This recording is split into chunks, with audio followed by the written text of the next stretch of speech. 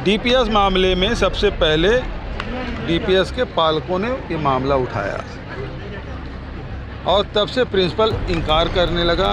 और एक जरूरी मुद्दा और था जिस पर भिलाई टाइम्स के पत्रकार संजय सिंह ने पूछा, हमारे साथी संजय सिंह ने पूछा कि एसआई भर्ती का रिजल्ट कब आ रहा है। गृह मंत्री से उन्होंने पूछा। पहले तो प्रिंसिपल को हटाएं, दूसरा राज्य सरकार से कहना चाहता हूं कि ये यहाँ के पुलिस अधीक्षक को तत्काल हटाएं, तब जाके निष्पक्ष जांच संभव हो पाएगा। और सीधा जांच करके उसको सर्टिफिकेट दे दिया कि ऐसा कुछ हुआ ही नहीं, जबकि दो सीनियर डॉक्टर के उसमें जांच की गई उस बच्ची की, और जिसमें पाया गया कि उसको प्राइवेट पार्ट में एसआई भर्ती के लिए रिजल्ट का इंतजार हो रहा है लंबे समय से। निसंदेह एसआई भर्ती के लिए बहुत तीव्रता के साथ सरकार ने काम करके उनके डीपीएस भिलाई मामले में पूर्व मुख्यमंत्री भूपेश बघेल का कहना है कि जब तक दुर्ग पुलिस अधीक्षक को नहीं हटाया जाएगा तब तक निष्पक्ष जांच नहीं हो सकती, मामले में उस बच्ची को न्याय नहीं मिल सकता।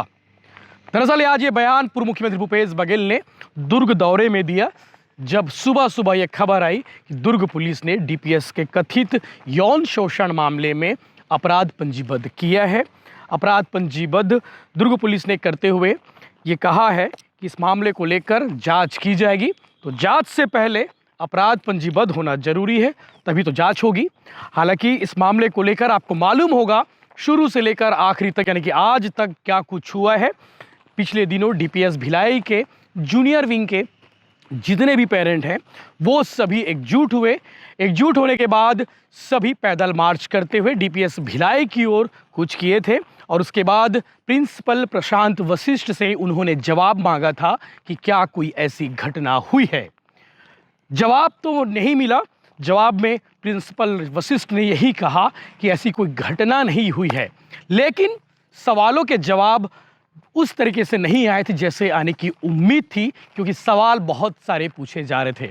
सवाल ये था कि आखिर वो बच्ची कौन है जिसके साथ में इस तरह की कोई घटना हुई है, आखिर वो किसने किया है, ये भी अब अपने आप में बड़ा सवाल है। क्या कोई अगर बच्ची के साथ में कोई यौन शोषण हुआ है तो क्या कोई महिला कर्मी है या फिर कोई पुरुष कर्मी है जिसने इस तरह के कृत्य को अंजाम दिया है। ये मामला चलता रहा। उसके बाद दुर्ग पुलिस अधीक्षक जितेंद्र शुक्ला का बयान हुए थे। मामले को लेकर जब जांच की गई, तमाम तरीके के सीसीटीवी फुटेज खंगाले गए, स्कूल कैंपस से रिलेटेड सब कुछ जांच की गई, तब ये समझ में आया, तब ये बात सामने आई कि ऐसी कोई घटना नहीं हुई है, कोई अफवाह फैला रहा है, कोई अनर्गल बात कर रहा है। हालांकि दुर्ग एसपी जितेंद्र शुक्ला ने उस वक्त जो है, पिछले दिन हमने जब वीडियो दिखाया था, जब आपको मालूम होगा, दुर्ग पुलिस अधीक्षक ने साफ कह दिया था कि इस तरह की कोई घटना नहीं हुई है। लेकिन हाँ, अगर इस तरह की कोई घटना के संबंध में कोई अफवाह फैला रहा है तो उसके खिलाफ भी जांच की जाएगी, उसके खिलाफ भी कार्रवाई होगी। ये तो बात होगी। उसके बाद मामला ठंडे बस्ते में पड़ा रहा। भाजपा के प्रदेश कार्य समिति सदस्य प्रशांत दत्ता ने पिछले दिनों महिला एवं बाल विकास मंत्री लक्ष्मी रजवाड़े से मुलाकात करते हुए एक ज्ञापन सौंपा था। इसके अलावा हिंदू युवा मंच के लोगों ने भी ज्ञापन सौंपा था दुर्ग आईजी को। उन्होंने मांग की थी कि इस मामले की उच्च स्तरीय जांच होनी चाहिए, तभी बच्ची को न्याय मिल सकेगा। दुर्ग पुलिस की जांच पर उन्हें भरोसा नहीं है। उस जांच की मांग को लेकर लंबे समय तक मामला ठंडे बस्ते में पड़ा रहा, और पिछले दिनों पूर्व मुख्यमंत्री भूपेश बघेल ने 24 अगस्त को एक बयान देते हैं कि दुर्ग पुलिस अधीक्षक गुंडा है, वो बच्ची को न्याय नहीं दिला सके। बच्ची के परिवार वाले मुलाकात करने जाते हैं, उन्हें धमका कर भगा दिया जाता है। ये मामला तूल पकड़ गया। दुर्ग पुलिस अधीक्षक को उन्होंने गुंडा कह दिया, और उसके बाद एक बड़ी प्रेस कॉन्फ्रेंस होती है रायपुर में। उस प्रेस कॉन्फ्रेंस में कांग्रेस के सीनियर नेता पूर्व मुख्यमंत्री भूपेश बघेल समेत सभी लोग इकट्ठा होते हैं। रविंद्र चौबे से लेकर धनेन्द्र साहू और तमाम कांग्रेस के नेता उस मंच पर बैठकर यही मांग करते हैं कि इस मामले की जांच होनी चाहिए, और दुर्ग पुलिस अधीक्षक ने इस पूरे मामले को दबाने में लगे रहे। हालांकि इस पूरे मामले को लेकर पूर्व मुख्यमंत्री भूपेश बघेल ने सिर्फ पुलिस अधीक्षक पर सवाल नहीं उठाया था, उन्होंने ये भी कहा था कि इस मामले में प्रिंसिपल की भी मिलीभगत है, बीएसपी मैनेजमेंट की भी मिलीभगत है, जिन्होंने प्रिंसिपल प्रशांत वशिष्ठ को एक्सटेंशन दिया है।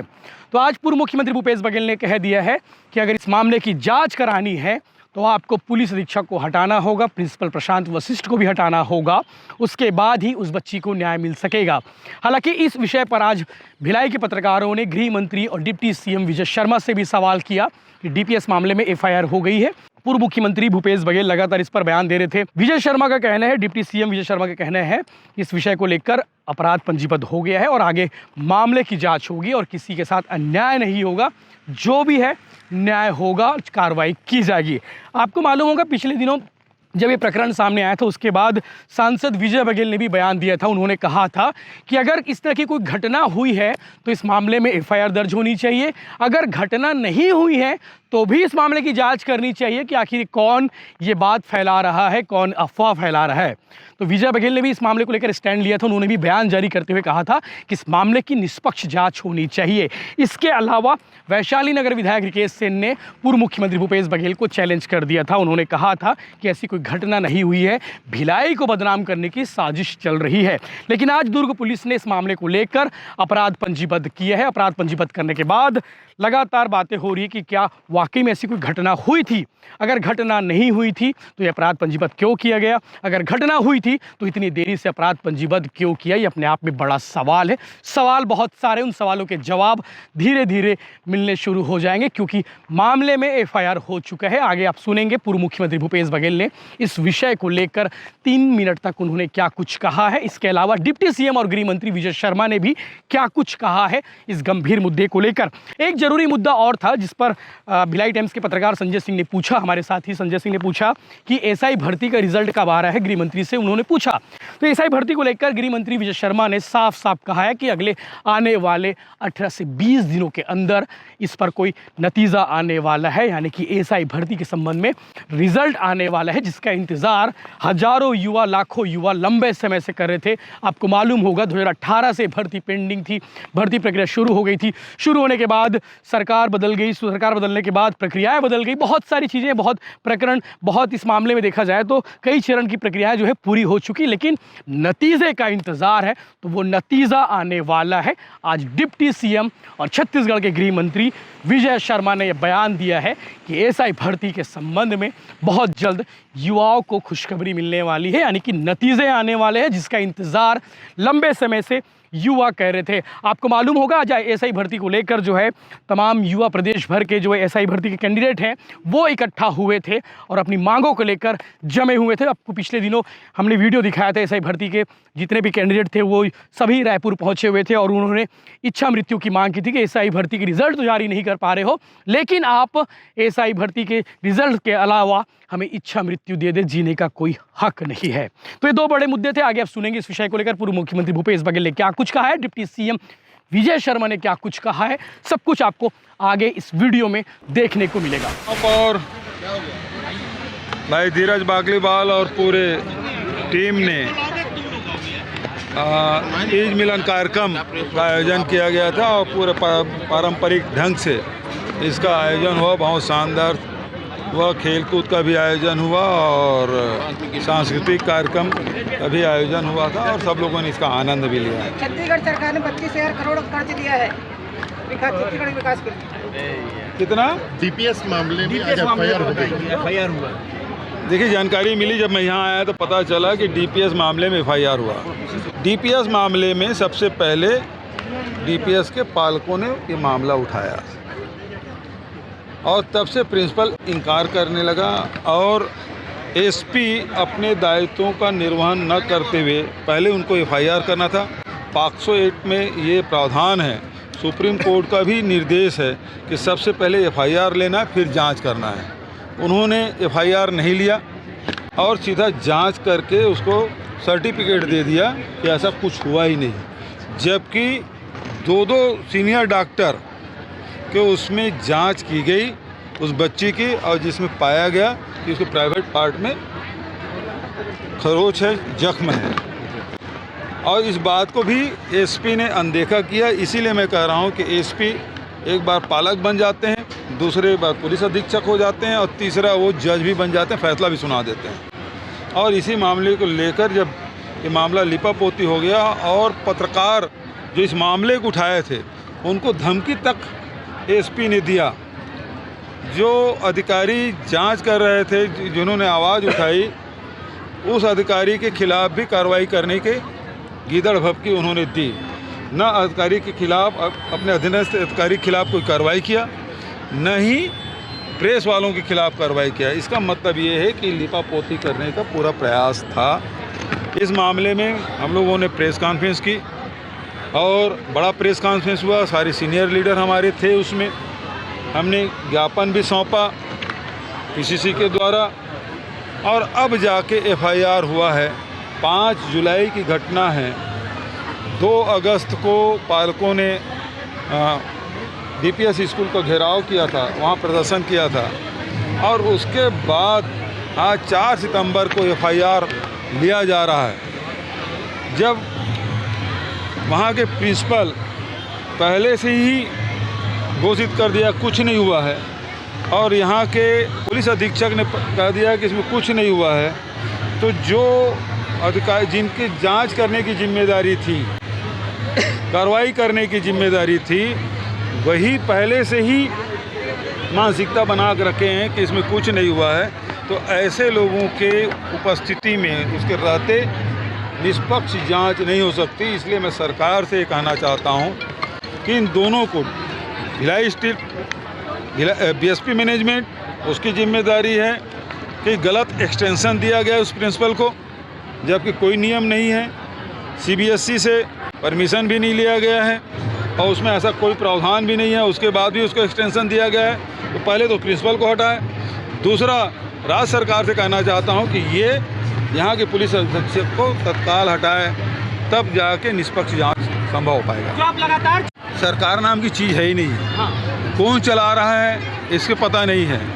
मिसेस विष्णुदेव साय खुद कहती कि मैं सुपर सीएम हूँ, तो ऐसे में इस सरकार के मुखिया कौन है ये पता नहीं है, चला कौन रहा है ये पता नहीं है। तो ऐसे में फैसले कैसे होंगे? तो ये नक्सलियों को मार कौन रहा है? नक्सलियों को तो देखिए, सरकार कौन चला रहा है, आप सवाल कर रहे हैं। तो ये नक्सलियों को कौन? सरकार थोड़ी मारती है। वहाँ जो पदस्थ जो अधिकारी और जो जवान हैं वो ऑपरेशन कर रहे हैं और वो ऑपरेट करके नक्सलियों के पीछे धकेल रहे हैं। और ये शुरुआत हमारे शासनकाल में हुआ कि कैंप से निकल के नक्सलियों के मान में घुस के मारने की शुरुआत हमारी सरकार में हुई और तब से वो चला आ रहा है और नक्सली पीछे हैं। जो महापौर का चुनाव आप लोगों ने अप्रत्यक्ष प्रणाली से शुरुआत की थी, अब फिर महापौर के चुनाव आने वाले हैं। क्या आप लोग की डिमांड रखेंगे कि चुनाव प्रत्यक्ष प्रणाली से होना चाहिए या अप्रत्यक्ष? क्या कहेंगे? सरकार अभी तक के निर्णय नहीं ले पाई है। पहले सरकार का व्यू तो देखें, क्योंकि हमारा फैसला तो था और हमने उसमें कराया भी। हमने तो बैलेट पेपर से कराया था, ईवीएम से नहीं कराया था नगर निगम के चुनाव। तो सरकार को स्पष्ट करना है कि वो बैलेट पेपर से कराते हैं, अब प्रत्यक्ष चुनाव उसको प्रत्यक्ष कराते हैं। सरकार का फैसला आने दीजिए, फिर हम बोलेंगे। जो कांग्रेस के पूर्व नेता नंद कुमार साहब चुपचाप बीजेपी में चले गए, सदस्यता ले ली, डिजिटल वो भी डिजिटल। भाई बीजेपी में तो ये है कि मिस्ड कॉल में मेंबर बन जाते हैं, है ना। अब उसको वेरीफाई करेंगे। अब नंद कुमार साय को स्वीकार करते हैं नहीं करते हैं वो देखने की बात है। साय जी से बातचीत हुई आपकी? पार्टी का सदस्यता अभियान प्रारंभ हुआ है। इसमें सबको सदस्य बनना होता है। माननीय हमारे प्रधानमंत्री जी भी सदस्य बनेंगे और हमारे बूथ के एक अध्यक्ष भी और सारे कार्यकर्ता सदस्य बनेंगे। इसके अतिरिक्त सारे लोगों को एक बार फिर से सदस्यता लेनी होती है। मैं सोचता हूं कि इस बार जो उत्साह दिख रहा है, कीर्तिमान पुनः स्थापित होगा भारतीय जनता पार्टी की सदस्यता। भूपेश बघेल जी तीज मिलन समारोह में आए हुए हैं और मौजूदा समय में दुर्ग जिले में 2 बड़े मामले क्राइम के देखने को मिल रहे हैं, जिसमें पहला मामला डीपीएस स्कूल का 5 वर्षीय बच्ची के साथ घिनौना कृत्य को लेकर। अब दुर्ग पुलिस सामने आ रही है और रिपोर्ट दर्ज कर रही है। ऐसे में भूपेश बघेल का कहना है कि सरकार को इस्तीफा दे देना चाहिए और एसपी को भी इस्तीफा दे देना चाहिए। क्या कहना चाहेंगे इस बारे में? क्योंकि 2 महीने बाद ये रिपोर्ट दर्ज हुई है। मुझे पता चला है उस विषय पर। तो जांच करने के लिए एफआईआर होने की आवश्यकता होती है, तो एफआईआर कराकर जांच किया जाए, जो भी होगा निर्णय आएगा। नंद कुमार साय साहब उनको बोले 2 महीना इस मामले में नहीं, मामला वो नहीं है। जांच पहले भी हुई थी, परंतु पुनः ये कहा गया कि एफआईआर दर्ज करके जांच की जाए, तो एफआईआर दर्ज करके। नंद कुमार साय साहब सदस्यता लिए, वो बोल रहे हैं सदस्यता स्वीकार करेंगे नहीं करेंगे? ये तो इलेक्ट्रॉनिक है, आप ले सकते हैं, आप भी ले सकते हैं। आप जब गुवाहाटी गए थे तो वहाँ पर क्या स्थितियाँ थी जब आपने वहाँ पर आधार कार्ड आवंटन? आपका हृदय से आभार इस प्रश्न के लिए। वो क्षेत्र ऐसा है जो हमारे छत्तीसगढ़ का दर्द है, समूचे भारत का दर्द है, और उस दर्द को के निवारण के लिए वहाँ की जनता तैयार है। मैं बहुत बड़ी बात आपसे कह रहा हूँ। मैंने अपनी आँखों से उनकी आँखों में विकास के लिए ललक देखी है और मैं आपसे वो कह रहा हूँ, वहाँ जनता तैयार हो गई है इस पूरे आडंबर को समाप्त करने के लिए और विकास के मार्ग पर सरपट दौड़ने के लिए। माननीय केंद्रीय गृह मंत्री जी का आह्वान, माननीय हमारे विष्णुदेव साय जी का मार्गदर्शन, मैं सोचता हूँ कि उचित समय पर उचित निर्णय जरूर आएगा। बार बार पुलिस को गुंडा कह रहे हैं वो भूपेश बघेल साहब, 2-3 बार हो गया, ट्वीट भी कर दिए, भरे मन से कर रहे हैं, ट्विटर पे बोल रहे हैं, एक्स पर बोल रहे हैं। और क्या 9 महीने पुलिस चेंज कर दी, क्या गुंडा बना दिया आप लोग?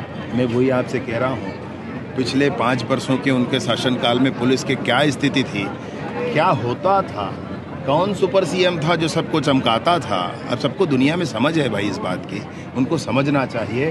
राजनीति करनी है तो करें, परंतु बहुत किसी ऐसे विषय पर उठा कर उनको राजनीति नहीं करनी चाहिए, वो समझना चाहिए। एसआई भर्ती के लिए रिजल्ट का इंतजार हो रहा है लंबे समय से। निसंदेह एसआई भर्ती के लिए बहुत तीव्रता के साथ सरकार ने काम करके उनके व्यापम के रिजल्ट को भी लिया है हाथ में।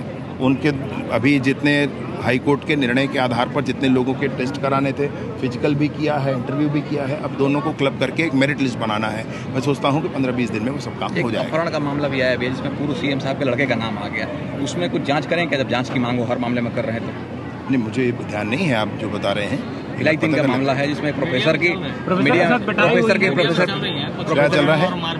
प्रोफेसर की जम के पिटाई हुई है और उसकी हत्या का प्रयास हुआ है। 3 आरोपी पकड़े गए हैं मध्य प्रदेश में, उसमें पूर्व सीएम साहब के लड़के का दोस्त पकड़ा गया है, उनका भी नाम आ गया है, बिट्टू चैतन्य बघेल का। मुझे नहीं ध्यान है इस बारे में, मैं पता करता हूँ।